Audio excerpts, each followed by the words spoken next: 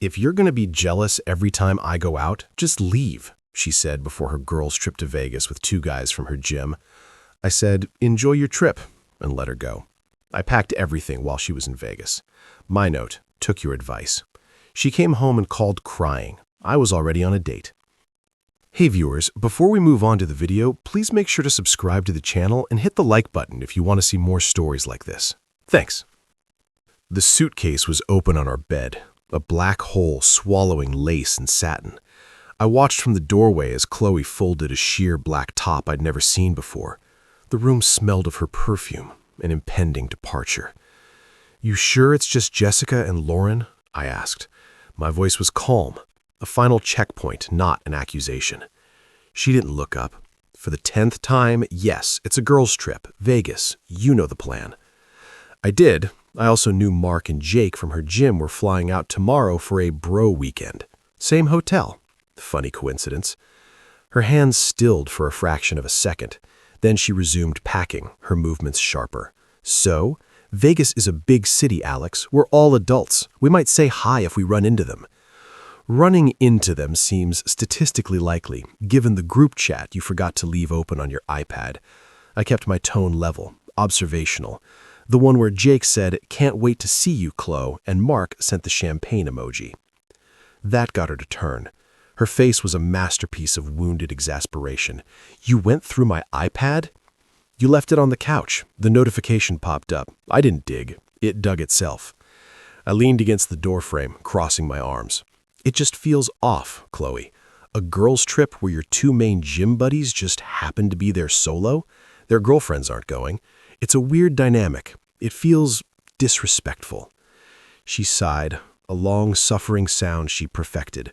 She rolled her eyes towards the ceiling as if seeking divine patience for my stupidity.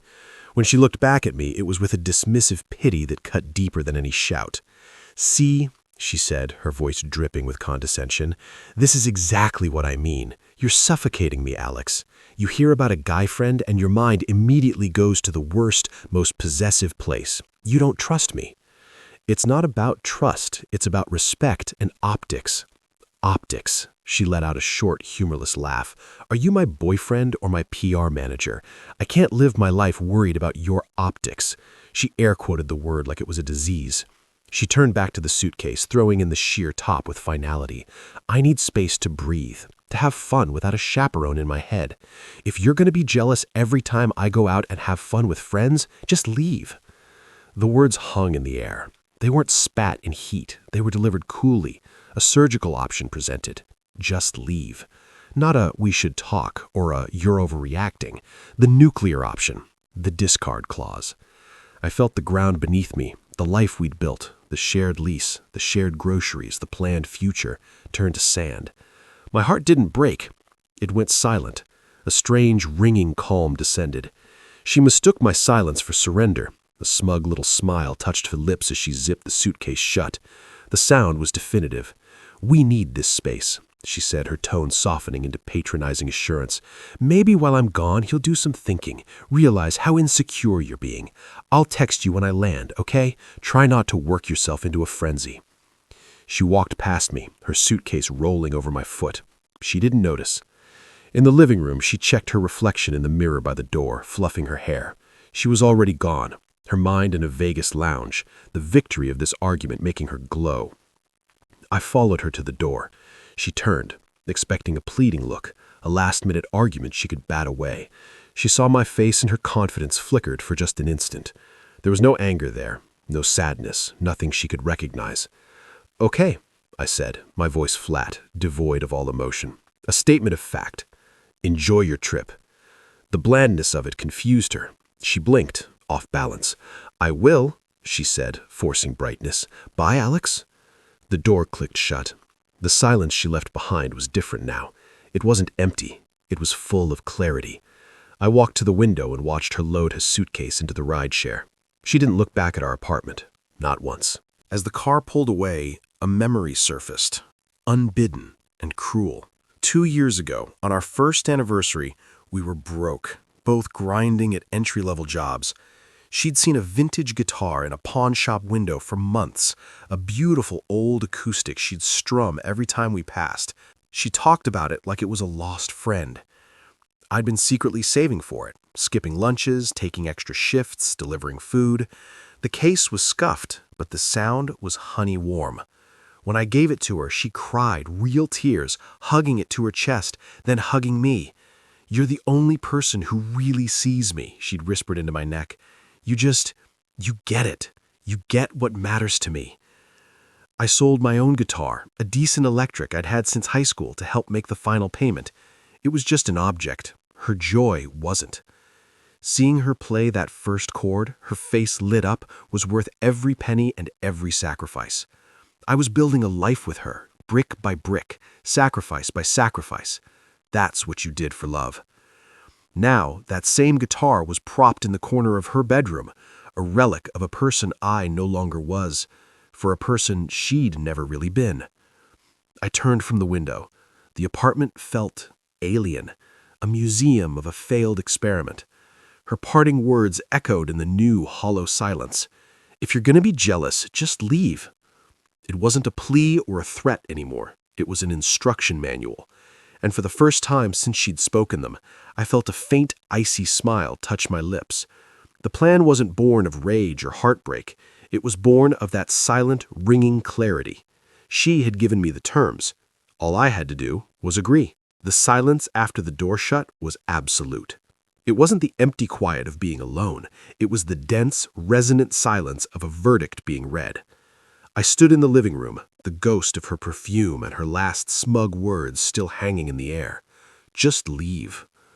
I walked to the kitchen, poured a glass of water, and drank it slowly, staring at the faint ring our coffee maker left on the counter. My mind wasn't racing. It was eerily, perfectly still. The emotional storm I'd braced for, the anguish, the rage, never came. Instead, a cold, surgical clarity washed over me, scouring everything else away. Her words weren't a heated retort anymore. They were data. Her trip wasn't a point of conflict. It was a conclusion. I pulled out my phone, my movements deliberate. I opened Instagram. I didn't have to search. Her story was at the top of my feed.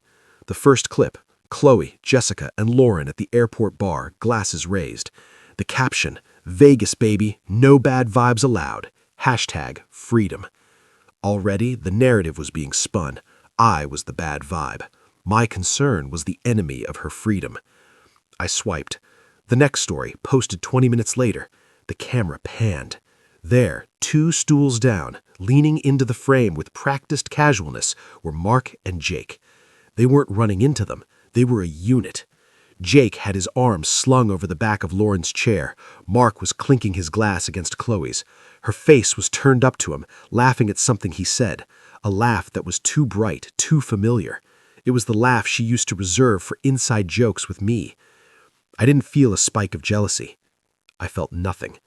It was simply confirmation, like checking a weather app and seeing the predicted rain.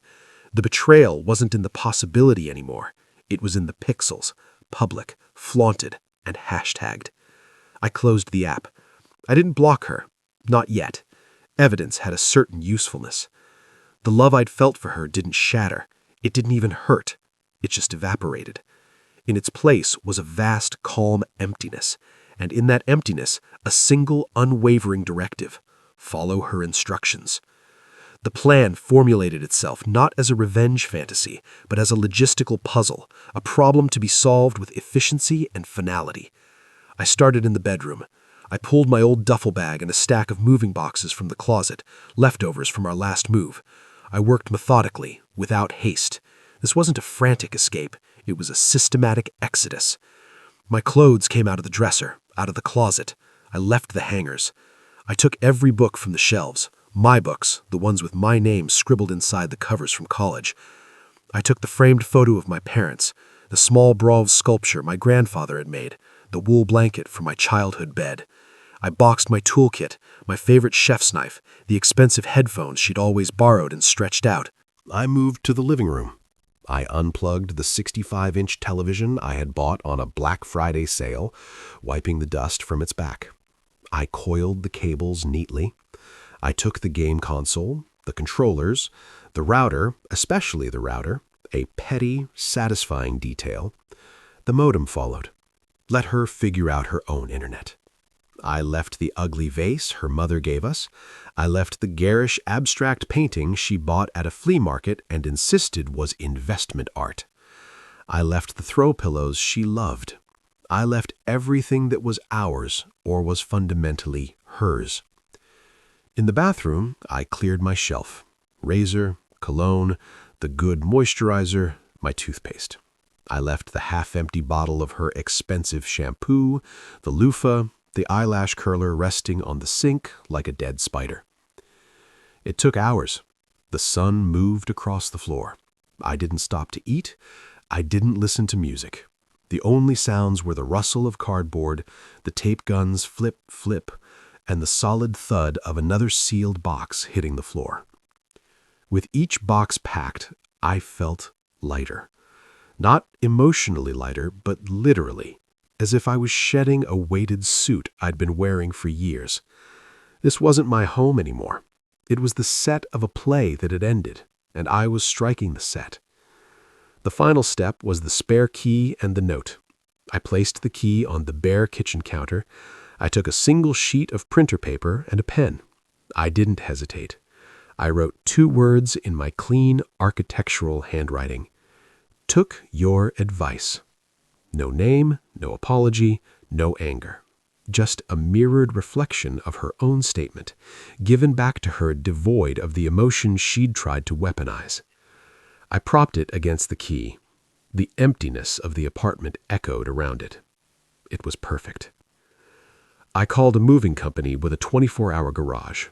An hour later, a kid with a dolly helped me load the boxes and the TV into a storage unit. I paid for 3 months up front. Then I drove to the only place that made sense, my older brother's apartment across town. He opened the door, took one look at my face and the duffel bag in my hand, and stepped aside without a word. "Couch is yours," he said, clapping me on the shoulder. He didn't ask for details. He just handed me a beer. Sitting on his couch, the reality of the day settled. I wasn't sad. I was free. The chain yanking on my collar was gone. I took out my phone one last time. I went to her Instagram. The most recent story was a blurry, strobe-lit video from a club. Champagne bottles, arms in the air, Qley sandwiched between Mark and Jake, her head thrown back. The caption, "Living my best life." I smiled, a thin, humorless stretch of the lips. I took a screenshot. Then I blocked her. On Instagram, on Facebook, on every platform. Then I opened my phone settings. I blocked her number. I didn't delete it. Blocking was more final. It meant I knew she'd try, and I was preemptively refusing the attempt. I put the phone down on my brother's coffee table. It was over. For me, at least. The moving was done. The vanishing act was complete. She was in Vegas, living her best life, and I was gone.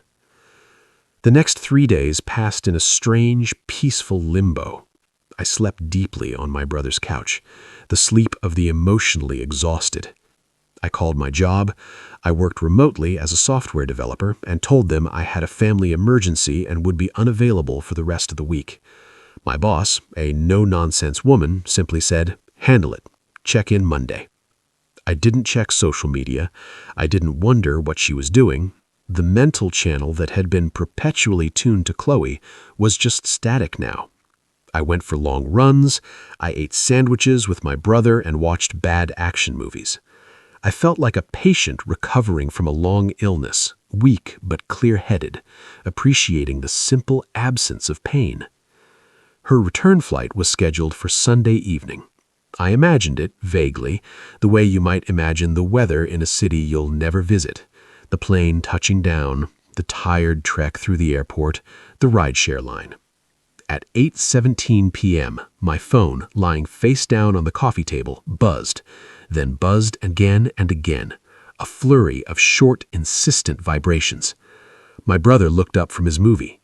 "You gonna get that?" "No," I said, not moving. The buzzing stopped. A minute later, it started again. A longer, persistent vibration. A call. It went to voicemail. 30 seconds of silence. Then another call. I sighed, picked up the phone. The screen showed unknown caller. A cold, knowing calm settled over me. I accepted the call and put it on speaker, setting the phone back on the table. I muted my end. "Alex? Alex, are you there?" Her voice was sharp, tinged with panic and indignation. It wasn't the voice of someone who missed me. It was the voice of someone who had opened a cupboard and found it empty. "Hello? Pick up! Damn it!" There was a rustling sound, a thump. "The power's out. Why is the power out? And the internet is gone. Alex, this isn't funny. Where is all my stuff? My TV? You can't just do this." A beat of silence. I could hear her breathing, ragged. The voicemail beeped, and the call disconnected. My brother raised an eyebrow. The plot thickens. I just shook my head. The phone buzzed again. A text from a different unknown number. Unknown. "Alex, it's me. What the hell? I come home to a dark apartment, and half my things are gone. This is insane. You need to call me right now. We need to talk about this like adults." I deleted the text. Another buzz. 5 minutes later. "Seriously, Alex, I'm worried about you. This is so extreme. Are you having a mental break? Where are you staying? We can figure this out. Just call me." The shift had begun. Anger was sliding into concerned trolling. I pictured her standing in the dark apartment, the reality of the empty space, the literal and metaphorical void starting to seep in. The TV she watched every night, gone. The router that connected her to her world, gone. The comforting, taken-for-granted presence of my things that filled the life she curated, gone. I went to bed. In the morning, there were 3 more missed calls from unknown numbers and a new string of texts. Unknown. "Alex, please. I'm sitting on the floor and I'm just scared. Please just call me back. I made a mistake, okay? The trip, it was a mistake. It wasn't what you think. Mark and Jake are just friends. We all just hung out as a group." "I'm sorry," I said to leave. "I was stressed about the trip. You know how I get. I didn't mean it." "Please, baby, just talk to me." The word baby felt like a fossil, a relic from a dead language. It sparked nothing. The final message of the morning came from a number I recognized, her sister, Mia. "Alex, what is wrong with you? Qley is devastated. She came home to a nightmare. You can't just abandon someone like that. She needed some space to breathe, and you go full-on psycho. Man up and fix this. Call her." I stared at the message. The karma flying monkey sent to guilt me. The narrative was already being spun to her family. Poor Qley. Her controlling ex had a mental break and robbed her. I didn't reply. I blocked Mia's number 2. The karma wasn't a dramatic explosion. It was a slow, sinking realization. She wasn't being punished by a vengeful god. She was facing the natural, logical consequences of her own choices. She had told her live-in partner to leave, and he had, thoroughly. She had gone on a trip flaunting her freedom with other men, and she had returned to the freedom of an empty apartment. She had wanted a life without my jealousy, without my suffocating presence, and now she had it, completely. The true unraveling wasn't in her texts. It was in the silence she now had to live in. The silence where the hum of my computer used to be, the empty side of the bed, the lack of a ready-made dinner or someone to complain to about her day, or someone whose stuff she could borrow without asking. She had mistaken the infrastructure of our shared life for the backdrop of her life, and I had quietly, calmly dismantled the infrastructure. I got up, showered, and dressed in clean clothes. I had a different kind of logistics to attend to. I opened a dating app I hadn't used in 3 years. I updated my profile with a simple, recent picture my brother took of me on our run. I wasn't looking for a soulmate. I was looking for a distraction, for proof of concept, for a quiet dinner with someone who hadn't told me to leave. I swiped for a while, the mundanity of it feeling revolutionary. Within an hour, I matched with a woman named Sarah. Her profile was witty, her smile genuine. We exchanged a few messages. She was a graphic designer, liked hiking and terrible sci-fi movies. The conversation was easy, light. There were no landmines, no subtext, no history. Me. I know it's last minute, but any interest in grabbing a drink tonight? I could use a break from my own thoughts. Sarah. Honestly, same. 8 p.m. at The Alchemist? They have a great patio. I agreed. It felt surreal. 48 hours ago, my life had been a closed loop around Qley. Now I was arranging a date with a stranger, and the only thing I felt was a mild, pleasant curiosity. As I got ready that evening, my phone buzzed once more. Another unknown number, another voicemail. I played it while buttoning my shirt. Her voice was thick with tears this time, the performance more polished, more desperate. Alex, it's me. I'm so sorry for everything. The trip was stupid. I was stupid. I came home and you were just gone. You really left. I can't eat. I can't sleep. Please, I'll do anything. Just come home. We can fix this. I love you. Please just call me back. Please. The I love you was the final Hail Mary flourish, a tool she'd used to win arguments before. It landed with the weight of a feather. I deleted the voicemail. I finished getting ready. I looked in the mirror. My eyes were clear. There was no grief in them, no anger. Just a man about to go on a date. At 7:59 p.m., I walked into the warm, buzzing atmosphere of The Alchemist. I found Sarah at a corner table on the patio under a string of fairy lights. She was prettier than her pictures, with an easy smile. We greeted each other. The conversation flowed from the first minute. My phone, sitting on the table next to my drink, buzzed. The screen lit up. Unknown caller. Sarah's eyes flicked to it, then back to me, a polite question in her gaze. I picked up the phone, my movements calm. I hit the side button, silencing it.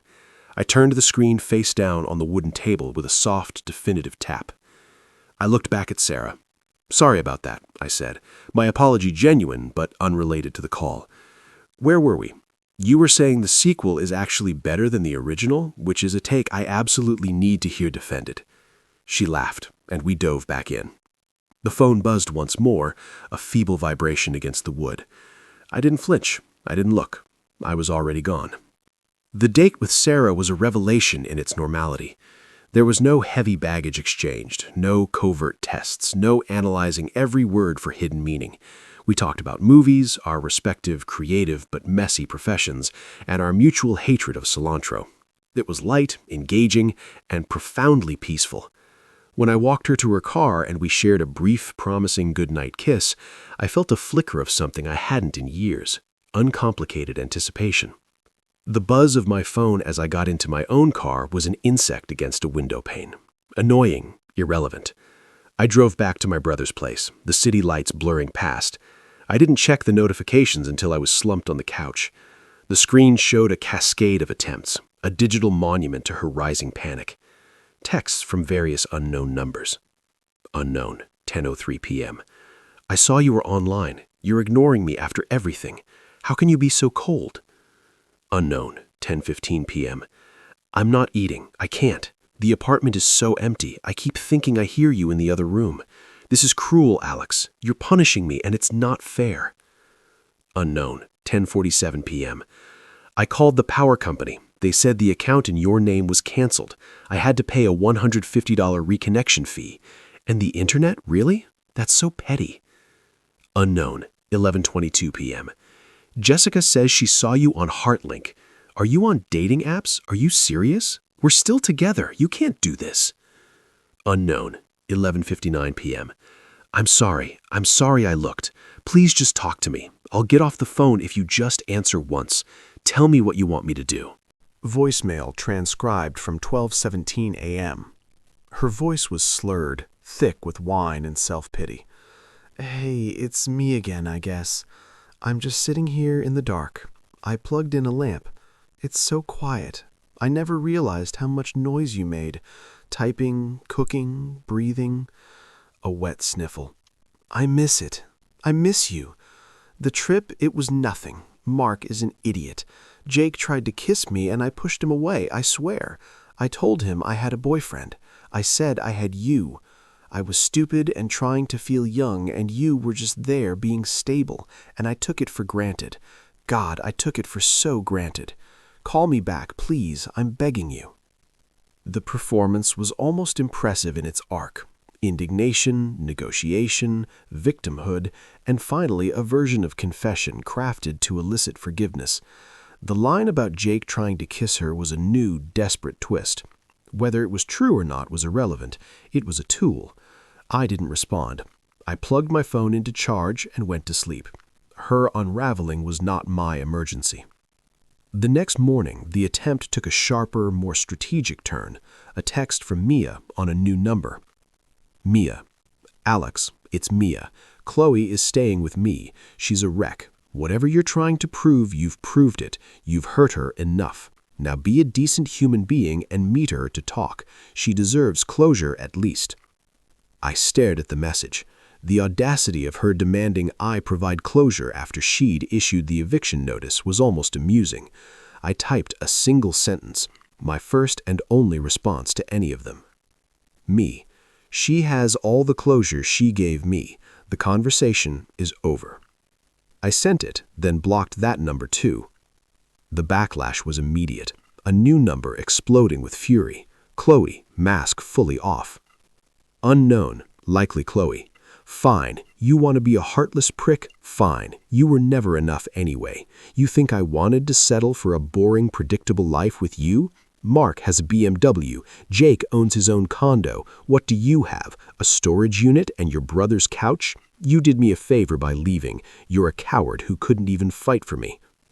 I read it. A faint, cold smile touched my lips. There it was, the true currency. The BMW, the condo, the valuation. I'd failed. This was the bedrock beneath all the jealousy accusations. I took a screenshot, not out of hurt, but for the same reason a geologist takes a core sample to examine the strata of hypocrisy.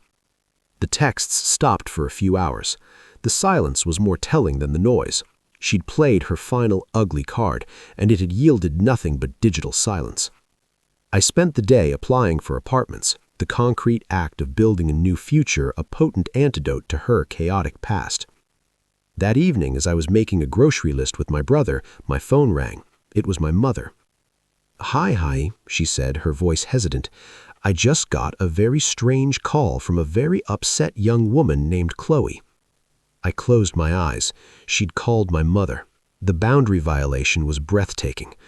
What did she say, Mom? She was crying. Said you'd abandoned her, taken things, left her in financial trouble. She said you were having a mental crisis and that the family needed to intervene. She sounded desperate and not entirely truthful. What's going on? I felt a surge of protective anger, not for me, but for my mother being dragged into this. I gave her the abbreviated factual version. She told me to leave if I had a problem with her going to Vegas with 2 other men. I had a problem, so I left. That's it. She's facing the consequences of her own words and choices. Please block her number. My mother, bless her, was silent for a moment. Then she said, well, that's that then. I'll make your father's famous pot roast this weekend. Bring a friend if you'd like. The message was clear. We believe you. Your life is yours. It was the only reinforcement I needed. The final attempt came on Friday night, a call from a number with our old area code. I answered, silent. Alex? It was her, but her voice was small, hollowed out. All the drama was gone, burned away. What was left sounded like defeat. I got your note, took your advice. She let out a shaky breath. That's all? After 3 years, that's all? I said that it was all that was required. That was the first time I'd spoken to her since Enjoy Your Trip. She whispered, I'm losing my apartment. I can't afford the lease alone. My credit's not good enough to qualify. I have to be out in 2 weeks. I said nothing. The silence stretched. Aren't you going to say anything? She pleaded, a spark of her old irritation flashing. Aren't you sorry, even a little? That was the question she'd been working toward, the demand for emotional participation in her downfall. The need for me to feel bad so she could feel absolved. No, I said. The word was clean and simple as a stone. A choked sound came from her end, not quite a sob, the sound of a final door shutting. Who are you? She asked, not in anger, but in genuine, bewildered horror. The The guy who took your advice, I said. Goodbye, Qley. I hung up. I didn't block the number. She wouldn't call again. 2 weeks later, Sarah and I were at Sunday brunch. We'd been out 3 times. It was easy. It was fun. I'd signed a lease on a sunny 1-bedroom with a view of the park, moving in the following week. My life was a blank page, and I was enjoying the process of sketching it in. We were at the Green Fig, a popular spot known for its waffles and long waits. We'd gotten lucky with a patio table. Sarah was in the middle of a story about a disastrous client meeting, using a fork to dramatize, and I was laughing genuinely when I felt the shift in the atmosphere. A shadow fell over our table. I looked up. Qley stood there. She looked diminished, not ragged, but faded. Her hair was pulled back in a careless ponytail. She wore yesterday's jeans and a hoodie.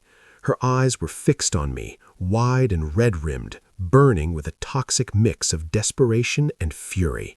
She ignored Sarah completely. "Alex." Her voice was flat, a demand. Sarah's story died on her lips. She looked from Qley to me, her expression politely curious. "Qley," I said, nodding. My voice was the same one I'd use if I'd spotted an acquaintance across the room. I turned to Sarah. "Sarah, this is Qley. Qley, Sarah." The polite, normal introduction was a psychological grenade. Qley flinched. Her eyes finally flicked to Sarah, taking in her easy smile, her hand resting casually near mine on the table. She saw the shared mimosa carafe, the comfortable silence we'd just been occupying. "We need to talk," Qley said, her gaze snapping back to me. The command was there, but it was brittle. "Now. It's important." "We've said everything that needs to be said," I replied, picking up my coffee. I took a sip. It was still hot. "You left me with nothing," she hissed, volume rising. A few people at nearby tables glanced over. "You ghosted me? You stole from me? You ruined my life. I have to move back in with my mom. Do you understand that? Because of your little stunt." Sarah shifted slightly. I gave her a small apologetic smile that said, "This will be over in a minute." I looked back at Qley. I set my cup down. I spoke calmly, clearly, for the patio and for her. "You told me to leave if I had a problem. I had a problem, so I left. I took what was mine. I left what was yours. The lease was in both our names. You not being able to afford it is a financial reality, not a punishment." I tilted my head. "You got exactly what you asked for. You just didn't like what it looked like." Her face contorted. The tears that welled up now were pure, frustrated rage. "You were supposed to fight for me," she choked out. "When I said leave, you were supposed to beg me to stay. That's what you do when you love someone." There it was, the core of the script I'd refused to follow. I hadn't played my role as the groveling, insecure boyfriend, so her role as the magnanimous forgiver had been stolen. Her entire narrative had collapsed. "I did love someone," I said, my voice still even. "But the person I loved, the one who cried over a guitar, who talked about building a future, that person wasn't you. She was a story you told me. The real you told me to leave, so I listened to the real you." She stared at me, her mouth slightly open, searching for a weapon and finding none.